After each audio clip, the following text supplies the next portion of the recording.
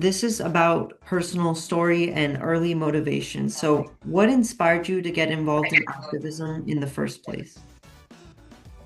Yeah, my own lived experiences are going to be the answer to a lot of those kind of questions about what drove me to activism. As I can see, you did your homework, so my experiences in foster care and what happened to me after foster care, um, and just my whole journey, really surviving until I sit before you today is really what drives me to get involved in activism.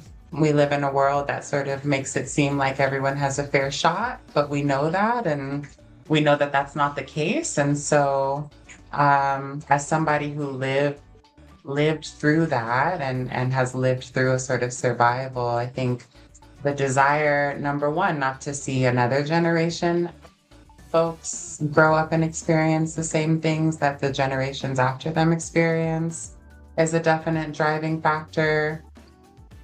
I emancipated from foster care and I just knew like I had fallen through significant gaps in safety nets that were meant to catch us. I didn't quite know that that's what it was when I aged out when I was 19, but I knew that I had been failed. And I knew that if I didn't get into some sort of social work and try to make other generations of foster youth aware, this was just going to keep happening. So that's initially how I got involved in activism, was advocating for the rights of foster youth.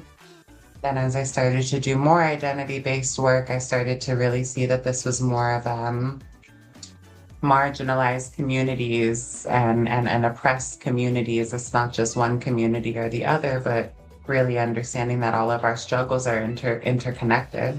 So Yeah, yeah, it is really important to make sure the next generation doesn't face the problems we do now.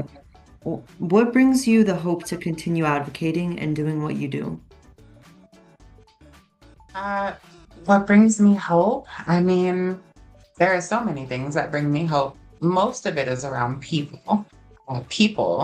As much as it is people who can make you sometimes lose your hope or challenge the hope that you have, it's also people who have the power to instill that hope. And so when I see young folks like yourself organizing yourselves and taking the leap to become more civically engaged, it gives me hope that the future is a bit more secure. When I see, everyday people who are just out here struggling to survive, put together their resources to make grand community actions, that gives me hope.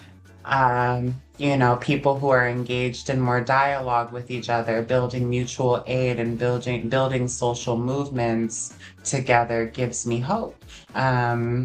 Because it's collectivism that's going to really save us in the end, against the individualism that we have been taught to accept. So without naming names, can you share the story of one individual who has impacted you deeply? There are too many people who have impacted me deeply. Most of them are Black trans women, Black trans women who have survived into their adulthood and their eldership. I've met I've been blessed to meet multiple Black trans elders across my life who just stand in as a physical representation of what's possible.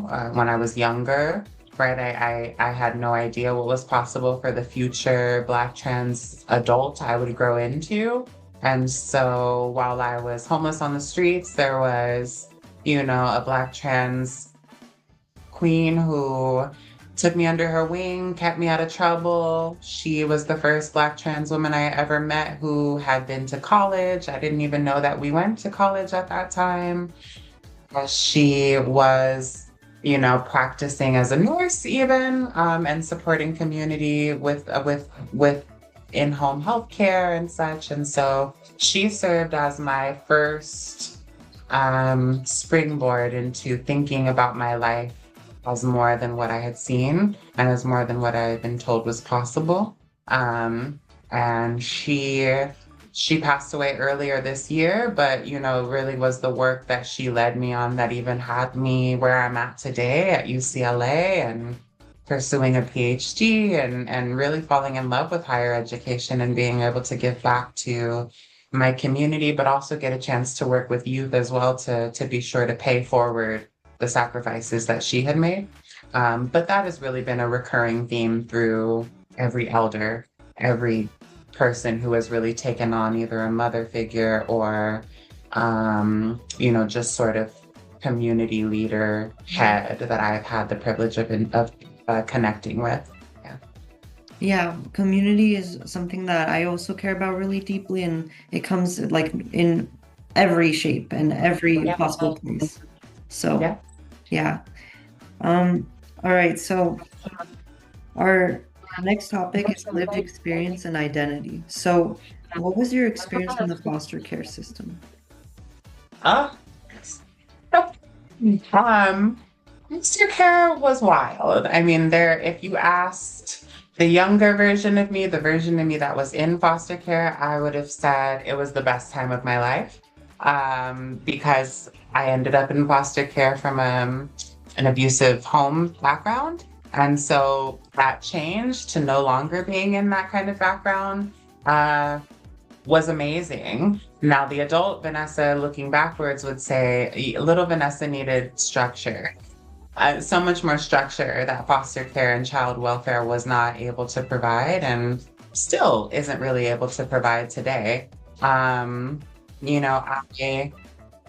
dropped out of school when the beginning of my sophomore year. And, I started working. I would get the internships and the jobs at the grocery store as much as we were allowed to as youth. But I ran wild through the streets of San Francisco as a young kid, and I really could have used structure. I'm glad I found it later in life. I got it together. I'm getting it together. But yeah, it is both freeing, especially for queer trans youth who find themselves in foster care, fleeing unsafe environments. It can be some of the most freeing experiences, but if you think about being an adolescent, being young, needing to learn things, it really is a disservice. Foster care is really only equipped to remove you from the home. They're not really equipped to hold you through the rest of your development. They just kept telling you, graduate high school so you can go to college, so you can select on-campus housing, and that will at least buy you 4 years. Buy you 4 years for what? Why? Why should I prioritize this? None of that. They told us 1 in 3 foster youth would be homeless upon emancipation, but they didn't really do much to make sure that we got, again, it was individualist. So if we showed up to meet with our social workers or our lawyers and really did what we were supposed to be doing, then we would be one of those cases who succeeded or who made it. But for the vast majority of foster youth in general, that wasn't the case. I had emancipated. Well, no, maybe I'll save that for another question. Yeah, so I think that was my experience. It was definitely why when I emancipated, I was like, whoa, what do you mean I'm on my own? Like, Yeah. okay, so this is what it looks like for people who come through this path. Someone has to do something about that. Yeah, I 100% agree. That's something that even in our schools is they need to work on is educating on college and career paths. That's something that's Yeah. lacking. But I wanted to ask, so I know we built on community. So did Mhm. you find a community? Was that like, yeah, did you find a community in the foster care system? I mean, yes, absolutely. Absolutely. I found a community. I mean, we were all somewhat escaping or seeking safety in each other. We were escaping unsafe environments. We were in different levels of foster care. Some people were in group homes, some people were in foster homes, some people had been placed with other relatives. But we were all out in the streets being wild teenagers, is the truth of it. I can't even lie.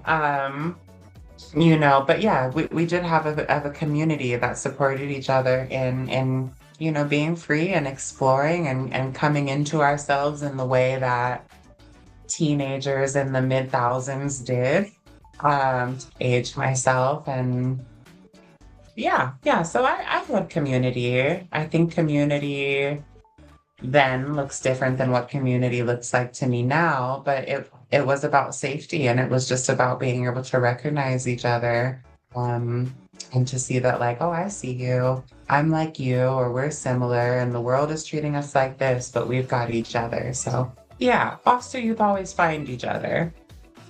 So, what helped you push through the unimaginable hardships that came with being homeless, fresh out of the foster care system?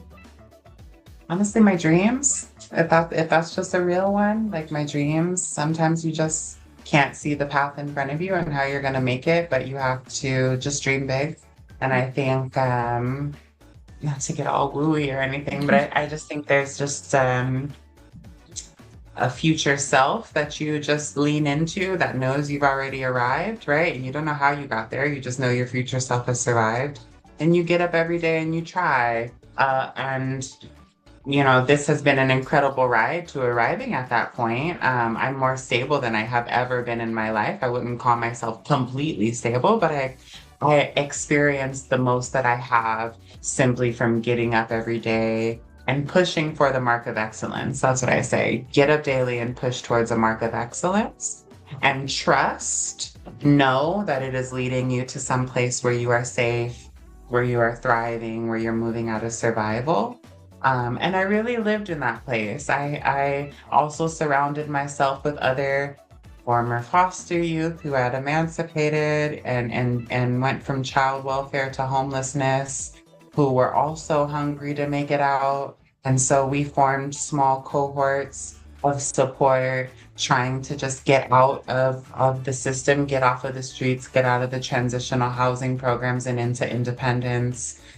Um, and I started sort of looking at it like a little bit like chess, and some like chess, like making strategic moves. I think like I'm not necessarily going to benefit from what I'm doing today, tomorrow, but I'm sowing the seeds and making moves today that's going to bear fruit in a year from now. And that fruit is going to support fruit 5 years from now and 10 years from now. So I just think future planning, surrounding myself with people who wanted the same, and dreaming of a version of myself that already had all of those things is what made the difference. On top of having elders who reminded me daily to get out of this situation, and who sort of held a mirror up to the environment I was in and showed me like, this is really what life has in store for people that live a life like us if we don't choose different. And I want you to choose different. All of that made the difference in me being able to be here today. Let's see. What were the biggest barriers you